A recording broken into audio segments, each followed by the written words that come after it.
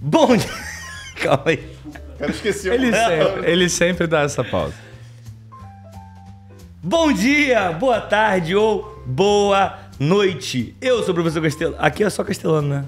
Não, você é o professor Castelano. É? Em qualquer lugar. Então deixa eu voltar. Você Então. não deixa de ser professor, porque Não, tá mas aqui. Eu não sei se aqui eu viro professor, só pensando com Castelano. Olha É uma só. dúvida. É uma dúvida. É um belo momento pra pensar. Vamos lá. É isso, acontece. Vamos lá. Bom dia! Não, dá uma pausa pro corte, pô, pra estar ali. Para de rir, velho. Não, eu vou botar isso agora. Tomar no cu, vai. Bom dia, boa tarde ou boa noite. Eu sou o professor Castelano e esse é mais um episódio do canal do Clóvis. Eu fico muito feliz com isso, muito feliz. O canal do Clóvis voltando aí a todo vapor, mais um programinha. E tô aqui ao meu lado dos meus amigos. Brian. O Castelano falando é tipo o Abujanra feliz, né? Porque ele sempre fala canal do Clóvis. Não, e como se fossem provocações. Pois é, aí ó, a gente não tá sozinho, tá com ele, que agora tá aqui em vídeo. É o patrão. Fala tu, meu patrão Clóvis. Eu sigo testando figurino. Hoje E agora lançou uma peruca, agora né? eu tô de peruca pra disfarçar. Lace. Lançou uma lace, boladona. Peruca, tô com uma balaclava aqui, por favor. Enfim, eu encomendei uma indumentária, mas ela não chegou ainda, sabe como é que... O Brian segurando pra rir, muito bom.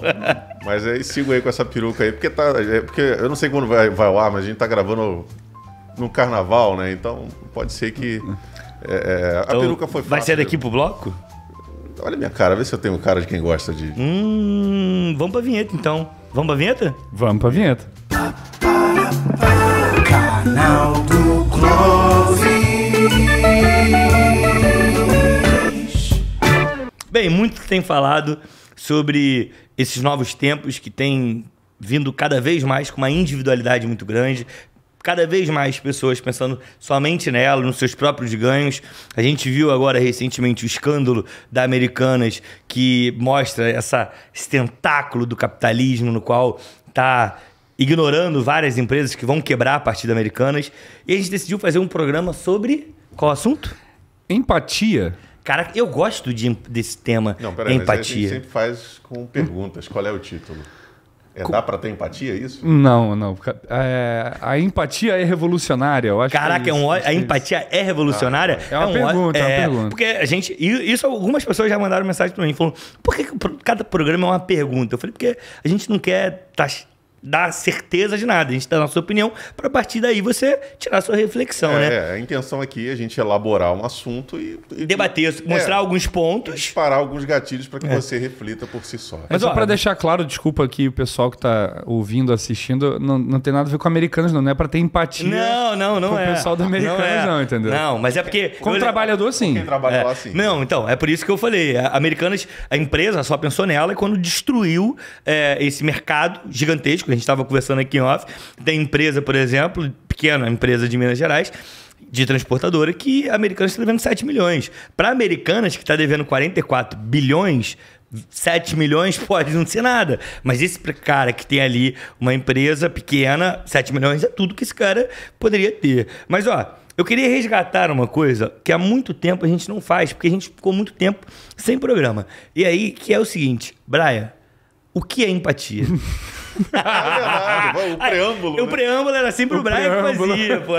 Cara, é difícil definir, porque na real tem uma definição assim meio de dicionário, mas tem definições mais filosóficas, e cada autor vai ter uma abordagem diferente, mas eu acho que um jeito de resumir empatia, que eu já li em algum lugar também, é que empatia é você experimentar a experiência do outro.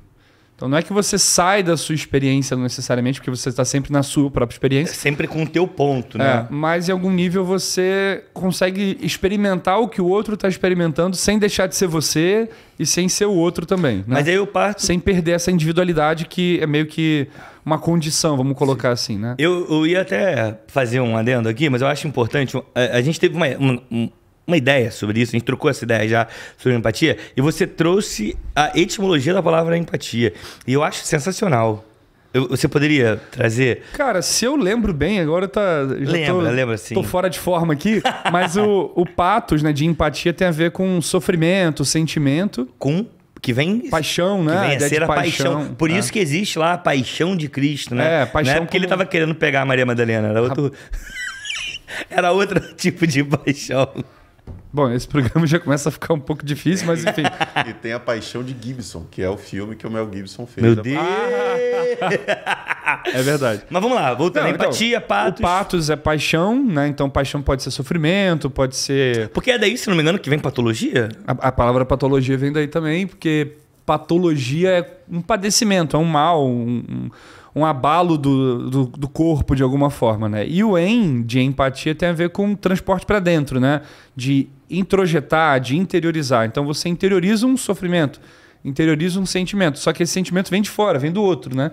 Então por isso que eu falei, é como se fosse sentir a experiência do outro, né? É porque que é o senso comum, né? O senso comum da galera. O que é empatia? Se colocar no lugar do outro. Exatamente. Mas aí, isso traz uma parada muito louca. Porque assim, eu acho muito maneiro esse termo, eu acho que é importantíssimo ter empatia.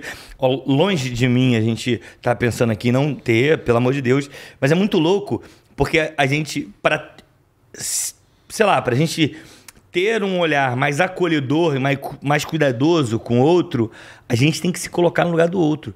Acaba não sendo sobre o outro. Acaba sendo sempre sobre nós mesmos. É um ponto de vista. Não é? Sempre é um ponto de vista a partir do que você está elaborando ali na sua cabeça, ainda que seja sobre outra pessoa. Sempre vai ser o seu julgamento ali. Sim, e é muito louco, porque a gente para... Que empatia é essa, sabe? É muito louco. Eu gosto muito de empatia, porque eu cobro isso muito dos outros. Sou um cara meio caxias com isso. Acho que a gente tem que ser empático com as pessoas. A gente tem que ter empatia com elas, com sabe? Paulo Leman também? Não. Com ele, não. Ele falou pessoas, gente. Não bilionários. Não, entendeu? bilionários nem deveriam existir. Já começa por aí. Esse é um ótimo ponto. É um fato. É isso, porque para ele chegar lá ele não teve empatia pelas pessoas. Exato. Eu acho que olha aí. Dá um programa sobre bilionários e desigualdade. Pô, dá um programa. Vamos chamar um bilionário pra gente Vou dar uma olhar coça. na minha agenda ver quantos eu tenho. Pra gente dar uma coça. Pra onde a gente tá indo? Bota pra pauta. Empatia. Mas eu acho que é isso. Eu acho que o senso comum é esse, né? De se colocar ali no lugar do outro pra você, de alguma forma... ter mais cuidado. É porque a palavra que a sociedade vai usar é pena. Eu vou ficar com pena da pessoa porque eu vou me colocar no lugar dela, sabe? Então, assim, óbvio que empatia é muito bom. Mas eu acho, mais uma vez, é meio que uma coisa sobre você mesmo. Sabe? Isso me lembra um caso, já não é recente, obviamente, mas me lembrou um caso que eu estava comentando ainda ontem com um amigo, que foi aquele caso que viralizou por uma semana até ser desconstruído depois, que era do Drauzio Varela abraçando uma detenta da penitenciária, que ela falando que o problema maior ali é solidão e tal, e ele foi e deu um abraço nela, e todo mundo, nossa, se comoveu, coisa bonita. Aí depois alguém descobriu que os crimes que aquela pessoa tinha feito, né? Não lembro exatamente quais são. Sim. E começou todo mundo a cair em cima do Drauzio Varela. Nossa, que absurdo, tá abraçando a pessoa e tal. E depois ele veio a público falar, olha, o meu dever ali é cuidar de pessoas. Né? Eu não estou ali para julgar, aquela pessoa já foi julgada, ela está pagando pelo crime dela, meu dever é julgar.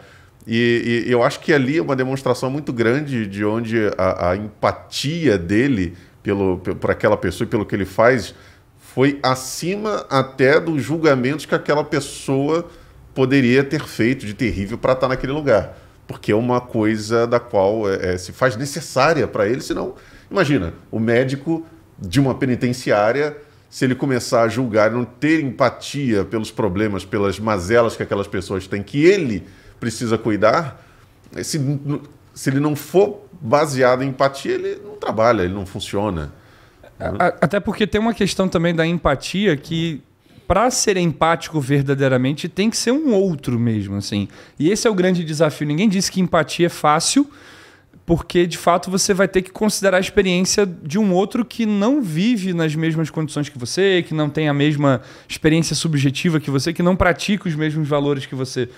Eu acho que tem uma outra palavra que tem que entrar no jogo aí, que é a ideia de alteridade, né? Que é justamente esse reconhecimento do outro enquanto outro, né? Assim, e não como uma imagem minha, uma semelhança minha. Então, é isso. E é por isso que eu falei o lance da empatia, o meu grande problema com ela. Ou melhor, desculpa, só reforçando.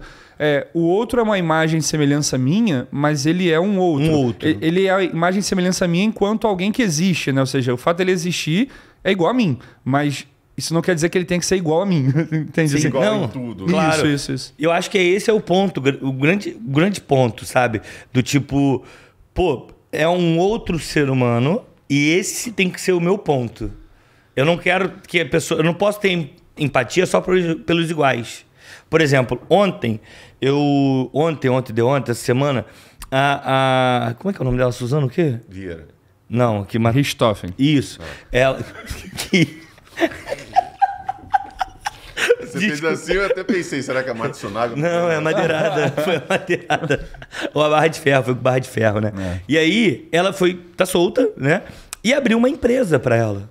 Porque empresa de ateliê, de certo de costura. Ela tá entrando no ramo da moda agora e tal. Não sabia. Ela tinha feito direito, eu acho, não foi? Depois? Isso aí. Ou ela fazia na época que cometeu o crime? Não, ela passou por... ela fez a prova dentro da cadeia. Foi. Foi aquelas provas que é...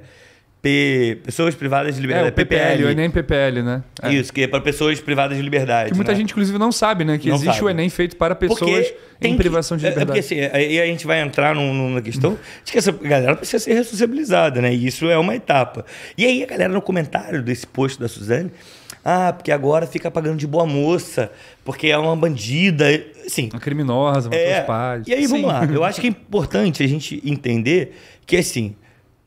A pessoa cometeu um crime, ela pagou por esse crime nas formas que a gente coloca aqui, porque a sociedade impõe algumas coisas. Então, assim, cara, eu fiquei chocado com aquele nível de crueldade que estavam fazendo com aquela mulher. Porque as pessoas não conseguem entender o seguinte, no nosso sistema de sociedade, a punição é pelo ato e não pela pessoa. Você não está punindo a Suzane von Richthofen. Você está punindo o ato que ela fez e ela está pagando por aquele ato. E o próprio cálculo de como esse ato vai ser compensado, né? Essa coisa de quantos anos de cadeia, é uma questão também assim, arbitrária. Sim, total. Então você não pode esperar que... Tudo bem, a pessoa cometeu um crime, uma atrocidade, algo terrível. Sim, mas pela nossa lei, ela vai pagar por aquele ato. E se dentro da lei, terminado aquele período em que ela pagou por aquele ato, ela tem total direito de recomeçar a vida dela, porque senão não faria sentido também a gente ter um sistema punitivo desse jeito, senão você findava a vida da pessoa. Mas aí que é um ponto chave o que você falou, sistema punitivo. A galera não quer ressociabilização. Ela quer punição. Exato. E só isso. E manutenção de punição. Punição ad eterno. Definitiva. Ad eterno. A galera quer que aquela pessoa sofra vitalício. Você não vê o pessoal que estava querendo pena de morte aqui no Brasil, como tem em alguns lugares. Então, isso é o que esse tipo de pessoa iria bater palma. E assim, é muito louco, porque a gente entrou numa questão da falta de empatia para algumas pessoas, né? Mas eu vejo a internet pedindo empatia de forma bizarra. Assim, porque a gente tem que ser uma sociedade com um grau de empatia muito maior, porque a gente precisa... Post no Instagram, o que mais... Se tu botar empatia agora, você que está nos assistindo, ou você que está nos ouvindo, se você colocar neste momento, botar lá no Instagram, empatia no campo de pesquisa, tu vai achar um monte de post pedindo empatia, porque a gente tem que ser grato e ser... tem Gratiluz. empatia. Não vou entrar nesse campo aí. Mas essa questão de... porque eu tenho que ter empatia com fulano de tal, eu tenho que ter empatia com ciclano. Mas aí vai ter empatia pela Suzane e não vai ter pelos pais dela que morreram, né? Esse é um argumento que é muito forte nesse também. Ponto... Não, perfeito, Quando a gente pensa na questão de uma pessoa que cometeu um crime, né? E aí tem a pessoa que foi vítima desse criminoso ou dessa criminosa. É isso. Ela foi vítima e por conta dessa vítima existir, não se pode ter empatia com quem cometeu o crime. Porque aí que tá. O que é empatia que a gente falou? Se colocar no lugar do outro. Como é que eu vou colocar no lugar de uma pessoa que roubou, que matou? Porque eu não sou essa pessoa, né? Então, afinal de contas, não foi eu que matei, não foi eu que roubei, então... E aí a gente tira uma coisa que pra mim é muito cara. A gente tira a humanidade. Porque essa pessoa passa a não ser mais humano. E aí, por ela não ser mais humano, eu não preciso ter mais empatia. Então, assim, a gente vive numa sociedade que pede, cara, exaustivamente empatia, mas é... Tipo 1984, todos iguais, só que uns mais iguais que os outros. É empatia para todo mundo, menos para alguns. Né? E eu acho que isso tem crescido muito, muito. Por exemplo, eu falo sempre, durante muito tempo eu fiquei zoando aquela galera que frente ao quartel, né? A gente falava sobre isso. Falou. Só que eu comecei a me colocar no lugar deles. E é muito louco isso. A partir de uma conversa que a gente teve no carro, eu tive no lance do idoso, principalmente. Falei, caralho, mano, a gente não tá pensando que esse idoso é largado pela sociedade. Sim. E ele achou um lugar no qual ele é bem-vindo. Ele achou um lugar que ele tá sendo acolhido. Mesmo com toda a maluquice. E essa questão do pertencimento fala muito sobre essa questão da empatia também, né? Da pessoa, ela não se encontrar em lugar nenhum e aí, de repente, ela se vê num grupo que não está indo para um caminho muito correto, mas que ela se vê acolhido e ela tende a seguir ali. Não tem a história, inclusive, dessa galera aí que invadiu o Palácio do Planalto no dia 8 de janeiro, de uma senhorinha que ela não tinha ninguém, ficava em casa sozinha, e aí, de repente, ela começou a ir para os acampamentos, porque tinha um conhecido ou outro, aí ela começou a se alimentar lá, e de repente... Num belo dia alguém veio com ônibus, vamos para Brasília, ela entrou e foi, porque ela estava no meio da galera. Ela não tinha nem noção do porquê ela estava ali. Segundo disseram, não sei se é o caso. Mas é uma história que eu vejo... Dá para você enxergar muita realidade aí. Sim. Né? Uma galera que às vezes é abandonada pela família, que não dá atenção para aquele... Não só o idoso, né? Uma pessoa, no geral, que pode não estar se sentindo, encontrando... com os seus ali, e de repente ela se vê num grupo que está fazendo besteira e, não, o pessoal que me acolheu está comigo, então vou seguir eles para onde for. E quando vê, se mete numa coisa que não deveria. Porque talvez só essa galera tenha empatia com essas pessoas. Caralho, é muito louco. Eu não tinha pensado nisso, tá ligado? Cara, e se você for parar para pensar, eu não queria entrar nesse assunto, mas não tem como fugir. O bolsonarismo é muito isso. Era uma galera que tinha determinados pensamentos, determinadas crenças, e eu não estou falando que é correto, uma galera muito preconceituosa que se sentia durante muito tempo assim, encolhida, não, isso aí não é um pensamento aceitável e tal, e essas pessoas elas ficavam recolhidas.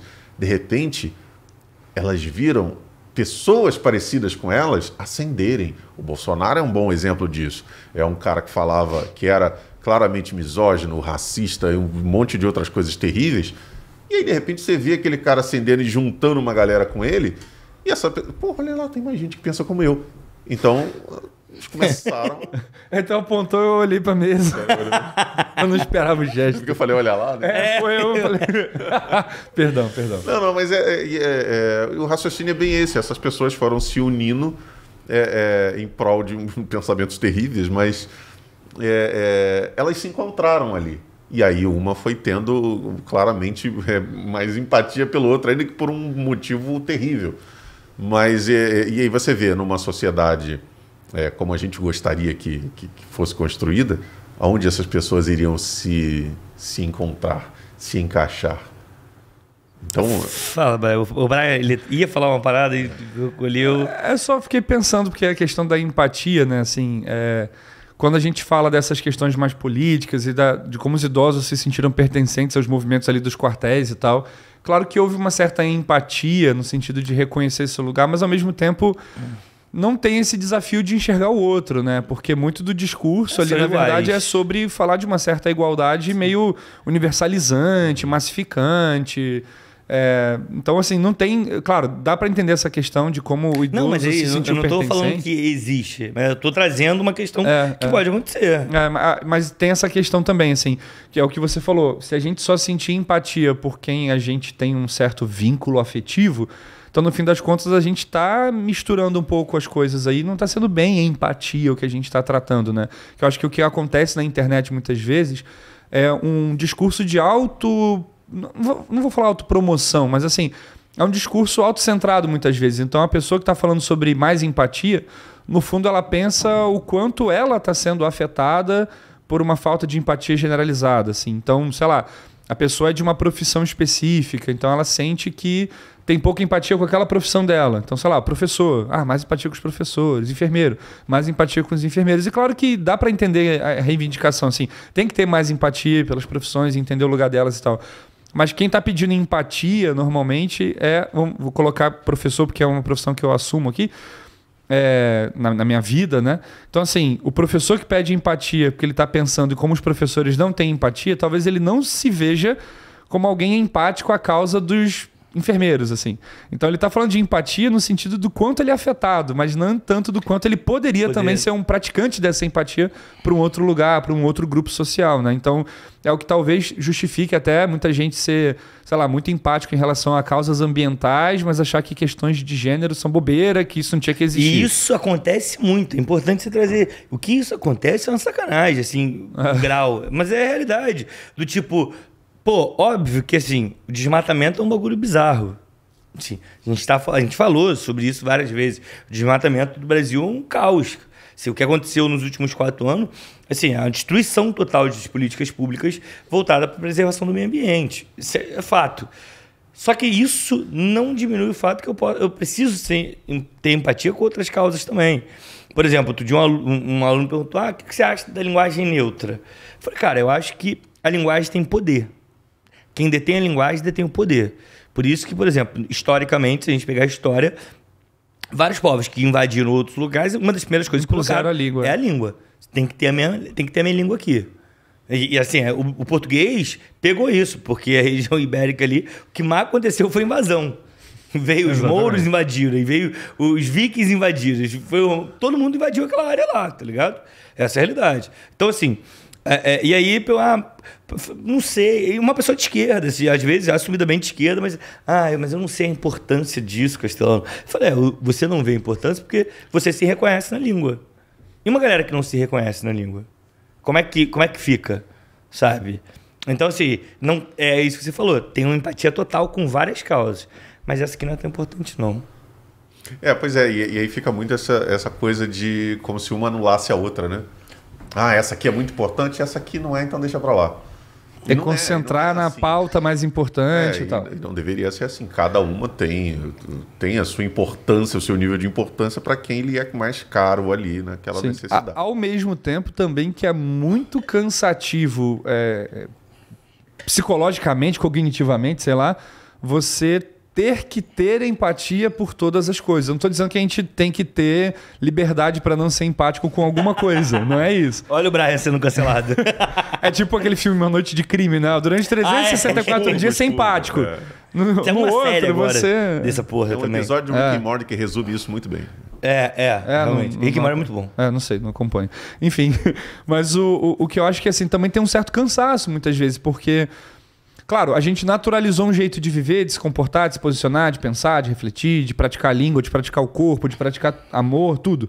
E aí, de repente, você começa a ter que lidar com uma série de novas variáveis e você nunca parou para pensar sobre elas. E aí agora eu tenho que ter empatia por todo mundo, eu preciso ser bom com todo mundo. E a gente sabe também que a gente tem momentos em que a gente não quer ser empático com alguma coisa, em que a gente só quer realmente despejar um pouco de descarga ali, até negativa mesmo, sobre alguma coisa. Todo mundo tem esse momento onde a gente... Vou trazer um exemplo muito, muito claro do que você está falando. Eu sou um cara que no trânsito eu sempre deixo os outros passar, eu sou um cara tranquilo, não brigo, não xingo ninguém e tal. Mas, meu irmão, no dia que eu tô extremamente cansado, louco pra chegar em casa, eu sou um escroto no trânsito. Eu sou um escroto, eu saio cortando todo mundo, passo... Você é o Pateta do desenho lá, que... Pateta no volante, já viu esse episódio? Não peguei, não. É que ele mostra... Porque isso é cuide de velho, né, mano? Então. É a sabedoria ancestral do Clóvis aqui. Foi isso, Bom, enfim, tem um episódio pior que é dos anos 40, isso aí. Que é uma água. Não, tô bem. Você tem água aí? Tem. Mas você não pode. Você não Mais pegou a empatia, piada, eu por ia favor. simular aqui. Enfim, mas é um episódio do Pateta lá que mostra como ele era um senhor pacato, né? Todo corretinho. Depois virou o senhor Tranquilo. Pateta. E aí, quando ele entra no carro, ele muda. De pacato a pateta. Pacato a Pateta, isso aí. Mas é Aí, isso. quando ele entra no carro, ele Quando se ele entra no transforma. carro, ele se transforma e vira uma pessoa que Não, começa mas a eu xingar e só tal. nesses dias que assim, eu tô muito cansado, com muita pressa, com muita vontade de ir pra casa. E aí eu me transformo num pateta, tá ligado? Mas vai, continua. Não, só a questão assim, não é que no fundo empatia é uma grande mentira e todo mundo é escroto e a gente finge que a gente não é, não. Mas é porque de fato, assim, essa exigência que você falou tanto de Essa cobrança. ser empático o tempo todo, a gente sabe que tem uns momentos meio sombrios da gente onde a gente não vai conseguir ser empático com alguma coisa, sabe? E talvez fazer essa autocobrança de empatia, de uma performance empática o tempo todo, deixa a gente numa coisa assim, muitas vezes até meio cínica ou canalha mesmo, de fingir que você tem uma grande empatia por tudo e no fundo você é abusivo, no fundo você pratica várias paradas erradas, E aí, mas isso- tem uma maquiagem de tem empático. essa galera sabe? meio manastê, assim. Eu lembrei do casal agora, casal de comediantes, Leia e Júlio. Eu Juliana. soube, mas eu não tô por dentro. Tipo, cara, assim, um cara super good vibe, maconheiro e tal, babá. E, cara, o cara é extremamente violento com a mulher, tipo, ela tá com uma tala no braço. Fiquei, inclusive, tal. muito surpreso. Eu soube também. disso ontem, fiquei muito surpreso. Eu fiquei muito surpreso quando Muito vi. surpreso. E é isso, tipo, o cara tem esse persona que ele coloca pra fora, mas por dentro ele não é sombrio, ele é um arrombado, entendeu? E como você na internet, você é uma pessoa pública, ainda que você não seja famoso, você é uma pessoa que está publicamente ali, né? Assim, as pessoas podem acessar seu perfil, seus textos. Então, quando você age de maneira hiper empática na internet, você de alguma maneira está construindo uma visão sobre você. E aí vem aquela coisa, a gente pode, não vamos entrar muito longe aqui, desdobrar no cancelamento, que é justamente essa ideia de que uma certa pessoa construiu uma coerência tão grande assim de tudo que ela defende, todas as causas das quais ela é favorável, e aí se um dia ela fala uma vírgula fora disso, porque ela está cansada, porque ela está puta, ou porque ela realmente pensa aquilo naquele momento, isso gera uma repercussão super negativa sobre ela, porque ela não deveria ter agido de um jeito menos empático do que ela costuma agir. Eu acho que tem um pouco dessa cobrança, que é o universo digital mesmo, esse cansaço, Que assim, é uma... essa Agora, será? esse hiperaquecimento, sabe? Será assim? que o cancelamento em si também não é uma grande falta de empatia, de analisar qual foi a situação que aquela pessoa, de repente, cometeu um erro que levou ela a ser julgada? Pois de um é, modo mas tão é doido, massivo? né? Porque aí eu pensando agora aqui, tipo assim, é como se o cancelamento, né, o movimento do cancelamento fosse assim: você não teve a empatia e, portanto, nós não devemos ter empatia por você porque não teve empatia com aquela situação. É quase como se fosse assim, um paradoxo da tolerância, né? Você não Pô, foi empático. Mas o paradoxo da tolerância é muito bom. É muito bom. É maneiro. O da empatia eu não acho, não. Então, mas aí que tá, é como se fosse a mesma lógica na empatia. Sim. Então, assim, você não foi empático, eu não tenho que ser empático com você. Porque se eu deixar você não ser empático numa Eu continuar sociedade, sendo empático com você, eu tô entendi que você- permitindo a não empatia a existir, Sim. entendeu? Eu tenho uma preocupação muito grande, cara, com a empatia, muito grande. Porque é o seguinte, a gente... Uma sociedade sem empatia é barbárie, mano. Eu falo muito isso. A sociedade sem empatia é barbárie. Uma sociedade no qual a gente não tenha uma preocupação com o outro, porque assim... Favela Vive 5 saiu agora, não sei se vocês assistiram, possivelmente Ainda o não Clóvis cheguei a não. ver. Mas assim, e tem uma parte da fala que eu acho que é do Lorde, se eu não me engano. Que ele fala, favela venceu. Assim, ele vai falando que favela venceu não existe. Porque se um de nós, ele fala na música, se um de nós está passando fome, a gente não venceu. Se um de nós está sofrendo alguma coisa, a gente não venceu. E eu acho que é isso. Tá ligado? Quando a gente deixa de ter empatia com o outro, por exemplo, as lutas sociais, por que elas existem? Porque tem um monte de gente que, mesmo conquistando algumas coisas, se preocupa porque as outras não. Por exemplo, a gente é formado, Brian. Eu sou formado, você é formado, a gente dá aula, Sim. né? Mas a gente luta para colocar mais gente na faculdade. Isso é empatia. Por quê? Porque a gente se preocupa com o próximo. Então, uma sociedade é foda, porque assim, ficar nessa política de fiscalização de empatia é muito ruim. Mas por quê? É jogar o jogo na direção errada. É, essa é a parada. E eu falo sempre isso. Não é a cobrança, mas talvez a partir das reflexões, a partir do trabalho. Por exemplo, as escolas hoje têm trabalho sobre empatia, que são as educações socioemotivas, socioemocionais, né? Isso é muito comum hoje nas escolas. Na escola que você trabalha tem, se não me engano. Trabalho com isso, inclusive. Exatamente. Eu não trabalho com isso, mas na escola onde eu trabalho tem também. Por quê? Porque é importante que essa geração tenha empatia, não por conta desse policiamento, mas por conta de toda uma reflexão que veio anterior. E, mais uma vez, uma sociedade sem empatia é barbárie. Eu estava vendo um podcast sobre essa questão do garimpo ilegal e tudo mais. E aí, cara, um professor da faculdade virou e falou, olha, a gente tem que entender que não tem só bandido lá. Por exemplo, eu já perdi aluno porque ele precisava ter dinheiro para sustentar a família. E ele foi pro garimpo ilegal. Ele deixou de assistir a aula, ele abandonou para... Entendeu? Então é isso. Sim, então são várias histórias, são vários motivos. E quando a gente generaliza tudo isso e não passa a tentar entender ponto a ponto, a gente incorre nesse erro de agir. É aquilo, é empatia, né? A gente perde a empatia de um modo genérico por conta de colocar tudo numa mesma caixinha e não parar para pensar ponto a ponto daquela situação. Isso é interessante que o Castellano falou, porque corta essa fala do professor sobre o garimpo ilegal e aplica na realidade do Rio de Janeiro. É o que acontece com o subúrbio, periferia, favela carioca. Não, total. Serve para um monte de coisa, o Brian. Sim. Eu concordo. E isso é interessante porque faz justamente essa separação que a gente volta lá na Suzane, né? Assim, acho que o Clóvis falou isso. Você tem o crime, a ação, e você tem o indivíduo, a pessoa que está ali, né? Que é daí vem a questão dos direitos humanos, que se fala tanto sobre isso, né? Então, os direitos humanos é para não desconsiderar a humanidade daquele ser humano que está ali, ainda que por alguma razão X ou Y exista uma questão de um ato que seja problemático, né? E só para lembrar também, direitos humanos, eu acho que vai muito no caminho do que o Castellano está falando aqui, que é essa coisa, sem empatia, barbárie, porque justamente direitos humanos é justamente você conseguir garantir que os governos, que os estados, eles tenham sobre a sua população um olhar onde ele não veja a diferença e falar, esse aqui não merece, esse aqui merece. Ou seja, não é uma questão de merecimento, mas sim uma questão de um olhar amplo mesmo, sim, sobre as diferenças que contém ali dentro daquela sociedade, né? Então, se for olhar de outra forma, é como se você pegasse os europeus que estão chegando nas Américas, invadindo e tal, e debatendo se os indígenas têm alma ou não têm alma, porque se eles têm alma, então a gente tem que proteger, preservar e catequizar, mas se eles não tiverem alma, então a gente termina e mata logo. Assim, é quase como se fosse essa grande investigação continua até hoje. Essas pessoas aí que a gente não gosta, elas têm alma? E se tiver alma, a alma pode ser boa, pode ser ruim? Parece que está sempre perguntando para nunca encerrar uma resposta e dizer, não, é humano também, sabe? É isso. Você está sempre fazendo uma nova pergunta para colocar, tá, beleza, tem alma ou não? Tem.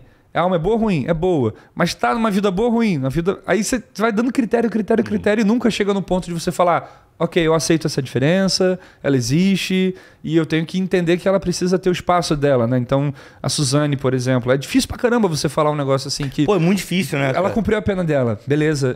Ela matou os pais, sim. Porque é um crime que é um... esse crime... É um bagulho porque é muito chocante para a sociedade. Porque. E aí é um toda ponto. Toda a história de como foi. Sim, e tal. Mas a gente tem um ponto muito central. É de que a família se dá bem no Brasil.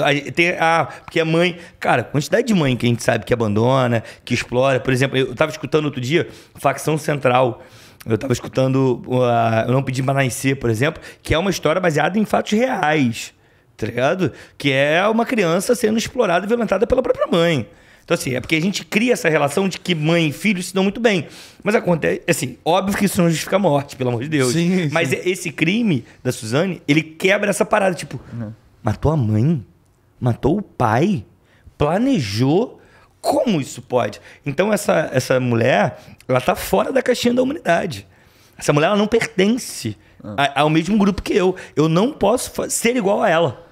Ela está para além. E aí, eu não vou penalizar o ato dela. Vou penalizá-la. Porque ela tem que ser exterminada. Como se ela tivesse nascido com um erro originário, metafísico e que ela é incorrigível. E aí assim. a gente fica, né, não consegue ter empatia porque você não consegue ver um ponto de conexão com ela. Você não consegue ver aonde eu me assemelho a ela, fora o fato de ser humano. Você não vê, porra, essa mulher é uma pessoa terrível, uma coisa, né, precisa acabar. E aí, barbárie. E você vê como é que isso acaba virando também o discurso da patologização. E volta no patos, né? Que a patologização é tornar doentes práticas que às vezes não são doenças, mas são práticas ruins, equivocadas, criminosas. Então, falar que fulano, não sei nem se é o caso da Suzane, não sei que tipo de trabalho assim científico foi feito sobre a personalidade, a psicologia dela, não sei se ela é vista como só aquela característica patológica, mas é você olhar para uma pessoa que comete um crime e falar, essa pessoa é psicopata, ou seja, você já bota num senso comum essas coisas, que é como se o psicopata fosse uma marca que já condena esse indivíduo, desde a origem dele, é uma força incontrolável que vai levar ele a fazer merda, assim. Então, sendo que psicopatia muitas vezes é um traço de personalidade, é um traço cognitivo ali, que não necessariamente vai levar o indivíduo a cometer crimes. Inclusive, se você olha a estatística, a maioria dos psicopatas não comete crime e a maioria dos crimes são cometidos por não psicopatas. Ou seja, o quadro clínico dessa pessoa nem é uma justificativa válida para você dizer que ela fez isso ou não fez aquilo. Então não é nem nesses termos que a gente tem que estar jogando, né? A experiência do humano é muito complexa, é muito contraditória. Então pessoas que são saudáveis, digamos assim, mentalmente, elas podem fazer coisas horríveis, e pessoas que têm várias condições clínicas super complicadas, elas podem viver uma vida absolutamente pacífica. E a gente tem que lidar com essa realidade, assim. E não difícil. É tão simples.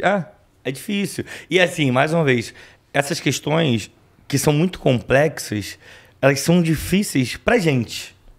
Porque, por exemplo, aqui a gente trabalhou aqui vários conceitos hoje, né, cara, nesse episódio. Então, para alguns tipos de pessoas, por exemplo, eu lembro que a gente teve esse debate sobre ter tempo para pensar é importante. Uma pessoa que trabalha o tempo todo, ela vai ter o menor tempo para refletir, porque ela vai estar empenhada nas ações dela. Então, assim, eu fico pensando de fato se não está faltando tempo para as pessoas refletirem sobre algumas questões, ou se as questões corretas estão chegando para elas. É porque tá todo mundo muito cansado, tem que trabalhar muito, a vida piorou. Eu acho isso. E aí quando a vida piora, você também não quer ter muita relevância, você não quer relevar muita coisa. Inclusive, isso é uma coisa curiosa, que dentro de algumas profissões, os mais experientes, eles estão ali justamente porque eles já passaram por muito mais coisas e conseguem tomar decisões mais rapidamente baseado na experiência, e não porque parou para pensar, porque tem tempo para pensar. Porque já viveu aquilo. Já viveu aquilo, vambora. E eu consigo resolver rápido por causa disso. Não é porque teve tempo para pensar, para resolver.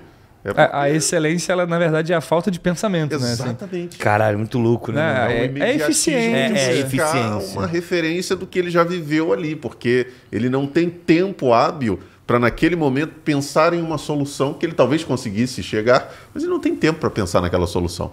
Precisa resolver rápido. E a gente está num mundo que é cada vez mais ágil e as pessoas estão cada vez menos parando para pensar.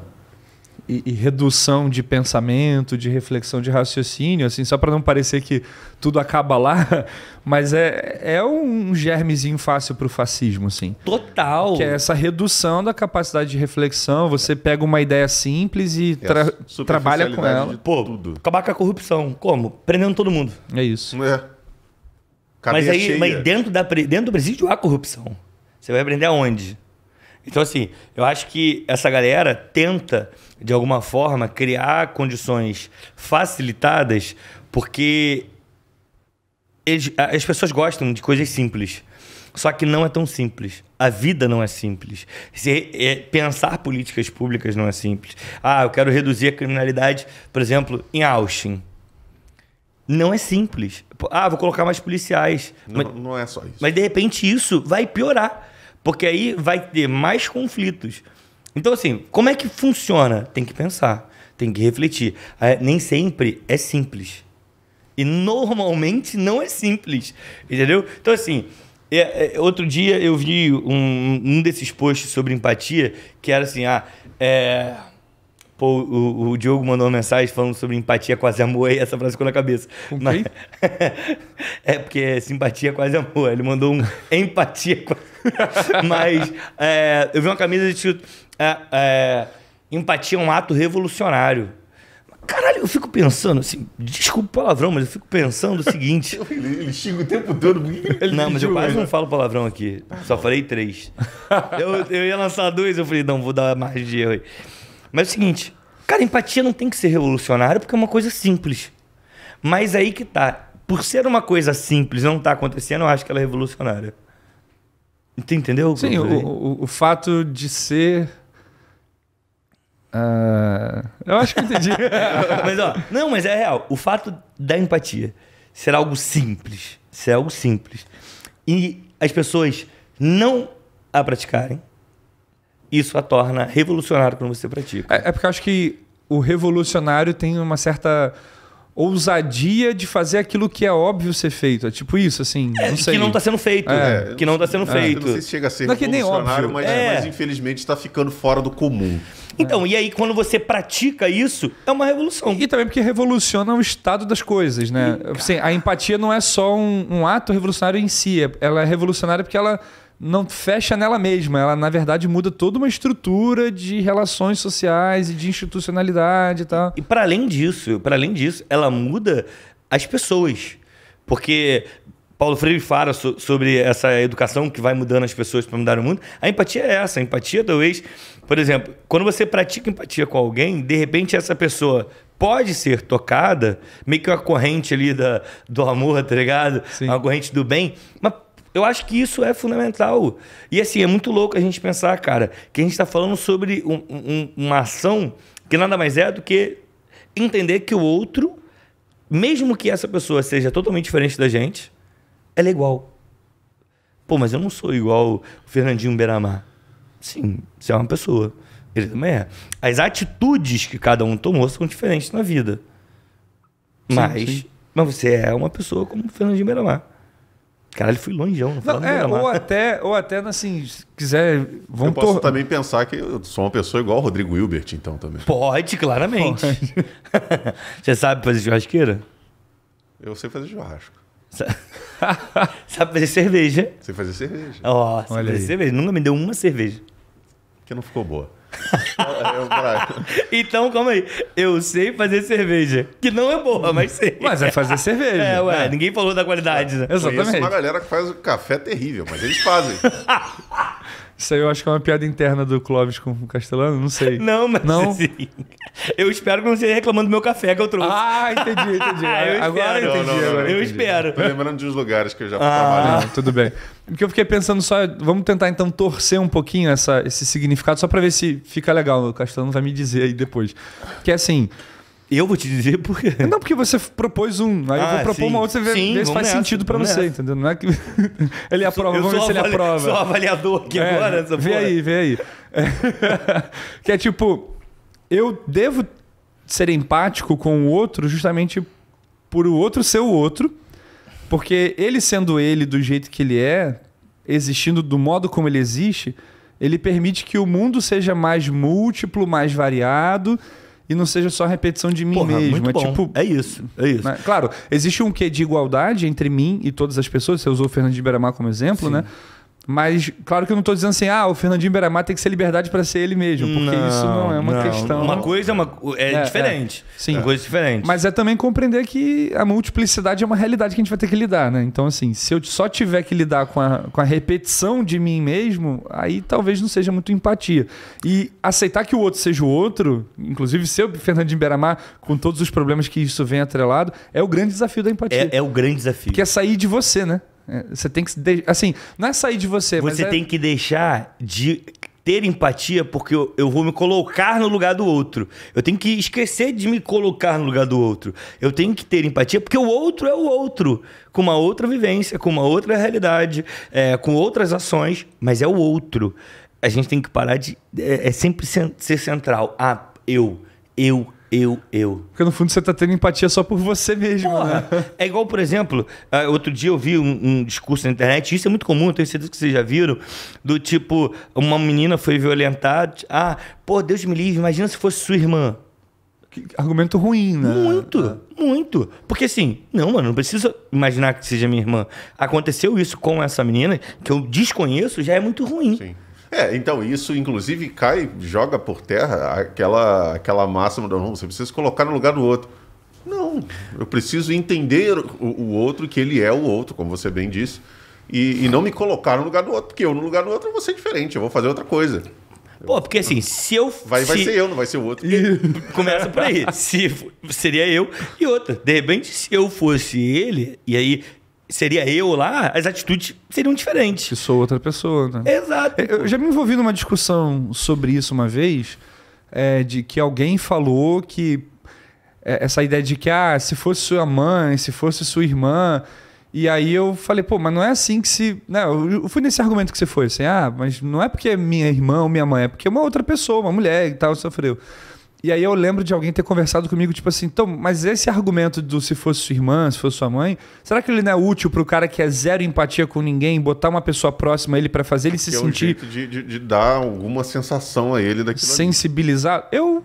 entendi, mas ao mesmo tempo eu discordei um pouco. Então, porque a gente começa criando uma empatia errada. E não é uma empatia. Porque vai ser sobre o ser, sobre aquele cara. E também porque você está considerando que o outro não teria essa capacidade de projetar largamente, né? Nossa, horrível. É esse isso, outro né? metafórico que tem a mente fechada, Sim. Esse outro que não entende as coisas direito, então você tem que falar do jeito que ele vai conseguir entender, que é essa postura meio subserviente, assim, né? Meio professoral, né? Como é que eu vou chegar nesse outro? Você está superior ao outro, o que é muito ruim, né?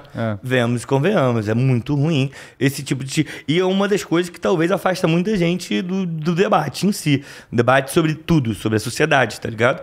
Não, pô, o cara não fala de igual pra mim, fala como se fosse um professor. Não posso ter minha opinião, porque tudo que eu falo tá errado, entendeu? Porque se falar uma palavra fora do discurso que já tá armado, né, já tá montado, e todo mundo já se reconhece naquilo, e aí aquilo ali já provoca um ruído, aí esse cara não é nosso... E assim por diante, né? Então, assim, é um desafio muito difícil da empatia. É muito difícil. Eu acho que é um dos grandes debates, cara, assim... não desse século, porque eu acho que a gente está... faz parte também. Mas é um debate muito difícil, cara. Muito difícil falar de empatia. E eu acho empatia, assim, vital. Eu acho, mais uma vez. Porque ela é a base para a compreensão de vários outros debates. É isso, é o que a gente falou aqui. Por exemplo, a gente falou sobre Fernandinho Beiramar, sobre Suzane. O Fernandinho Beiramar está pagando hoje o que ele fez. A Suzane pagou o que ela fez, entendeu? Então, assim, o Cabral agora tá... Mas aí, o Cabral é um escárnio, porque ele não pagou ainda. Ele não pagou e tá ganhando. Difícil esse debate da empatia. É dificílimo, é dificílimo. É difícil. Mas a gente não tá aqui para encerrar nenhum debate. Né? Acho que, na real, a gente trouxe reflexões. Eu espero Levantou aí, né? Para você que tá aí do outro lado da tela ou do outro lado do fone, vai que a pessoa tá ouvindo no Spotify, né? Só que ele não vai ver seu dedo apontado. Ele está apontando o dedo para você. Obrigado. Audiodescrição. Exatamente. Muito bom. Para você... Tá quase encostando o dedo no seu ouvido. A gente não tá querendo encerrar nenhum debate.